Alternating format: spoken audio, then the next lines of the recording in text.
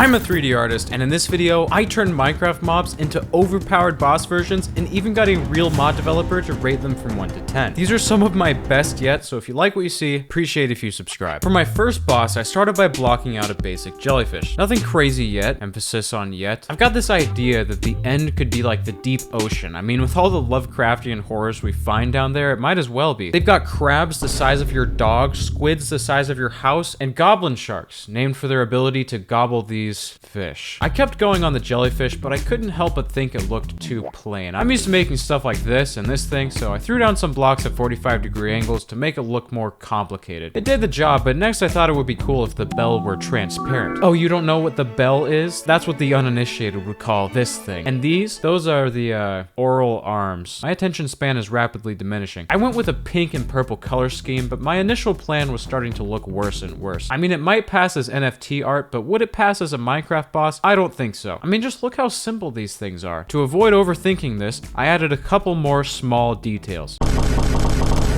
This is gonna be interesting. I started blocking out the colors from top to bottom, adding imperfections over the base coat to make it look realistic. Can you spot the difference? I can't. The end dimension is painfully bare bones, so it would be pretty cool to see this thing just rise out of the void and start swimming towards you. I added coral type textures at 45-degree angles, and now it at least looks better than some Minecraft mobs.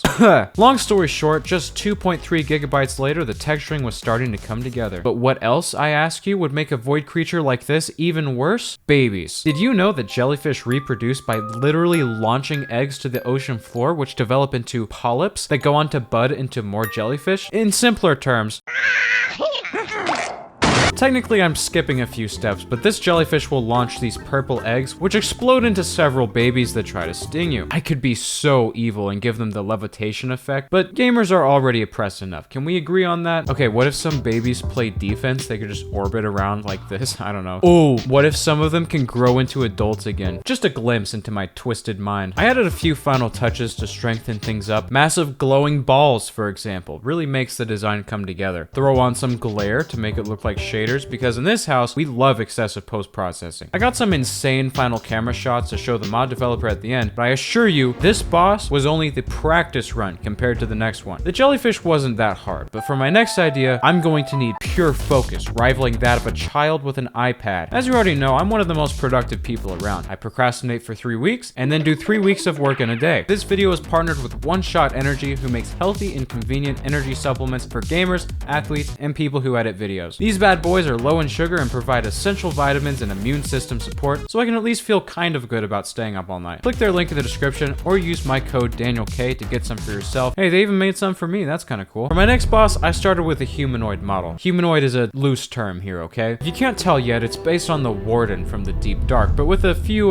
minor changes. You'll see. I want this boss to be a 10 out of 10, so I started with a basic sketch just to get the ideas out there. Next, I kept adding progressively more cubes until I couldn't figure out where to put more of them. This one's gonna be complicated. My idea is a mecha warden. Probably spawns if you kill an iron golem next to a skulk shrieker or something. I don't know. Does anybody follow these updates? I made the jaw slightly askew. Is that a word? They give it this broken down, rickety look. The bones themselves are also exposed. Then we got some sort of gatling, and this is meant to be a flamethrower, but that could change. Now, let's be completely honest. Is this realistic to what Minecraft would actually make? Probably not, but is that a bad thing? Finished up the model, I added these tanks for the flamethrower and connected them with this cable that actually follows the hand as it moves around. Tell me that's not cool. At the end of the day, this model has a total of 65 individual parts, which is perfect because I love getting aneurysms from painting textures, especially considering the original Warden has 8. I started by blocking out the colors. Well, actually I procrastinated for a week, but then I started blocking out the colors. I'm keeping the Warden color scheme for the most part. He's got this teal to black gradient going on with a beige bone structure here and there. That part I basically copied and pasted, but this time, hear me out, I decided to add teeth. I know that sounds crazy. It is. This looks insane. I'm going for a weird Minecraft FNAF hybrid. I don't know if that'll work out, but knowing things is not my job. I added these crazy runes all over it and deleted parts of the exposed bone. Oh, that looks so good. Why am I hungry now? Hour and a half later, and it's looking pretty promising, but I need it to be perfect. I've redesigned the Warden once, but we do not talk about that around these parts. I looked it up and down a couple times, added some horns because it looks bald, and now I get to texture all these cubes.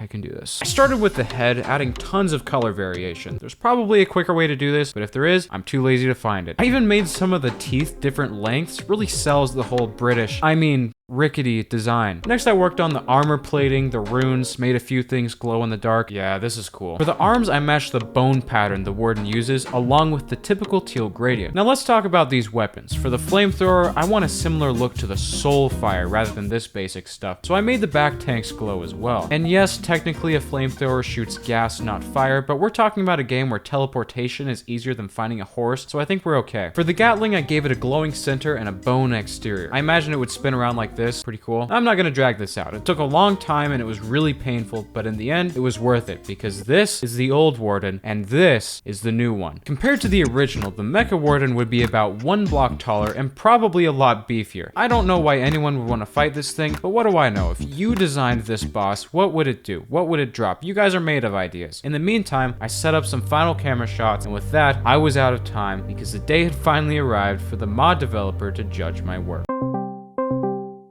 I think you're gonna like these. I'm ready to be impressed. Wow. As always, I'm like super impressed. I love the color choices. I think it would fit very well in the end. The layering that you've done is really, really nice. The squash and stretch on the animations is also really, really satisfying to look at. Oh, I didn't even notice that the frills extend out a little bit. That looks really nice. I guess if I had to nitpick, it may be a little too vibrant. The end is pretty desaturated, although I guess purple is pretty bright. I'm gonna have to give this an overall 7 out of 10. The execution is a solid like 9 out of 10, and then the ease of coding, it's like not a problem. So you know what? I'm actually gonna bump my score up 8 out of 10. Wow. Hold on, let me just take this in for a second. It looks like it has a flamethrower for a left arm. Oh man, it has a backpack. Oh wow. As always, I'm upset that I can't see this thing in a game. What do I like? Everything. The offset jaw is a really nice little detail. When you put it next to the old warden, it's like you versus the guy she tells you not to worry about. A mech is obviously out of theme for Minecraft. I guess I'll dock you a point there. I don't really like the shoulders. I feel like they're a little bland. My first instinct is like 8.5 out of 10. I just launched the itch page for my latest game, so be sure to check that out. And just like that, I was able to impress the mod developer. But once again, this isn't over. Not until it's 10 out of 10s across the board. Making these videos is exhausting. Believe me, you don't want to know the half of it. But it'd be worse if I didn't stay hydrated, which is why this video is partnered with Liquid IV. They sell drink mixes with 3 times the electrolytes of your average sports drink, hydrating you twice as fast as water alone. Working out is hard, I get it, but you know what isn't? Tear, pour, shake, and drink, no effort, just the way I like it. Click the link in the description or use my code DanielK for 20% off your order, and for you, free shipping. Done.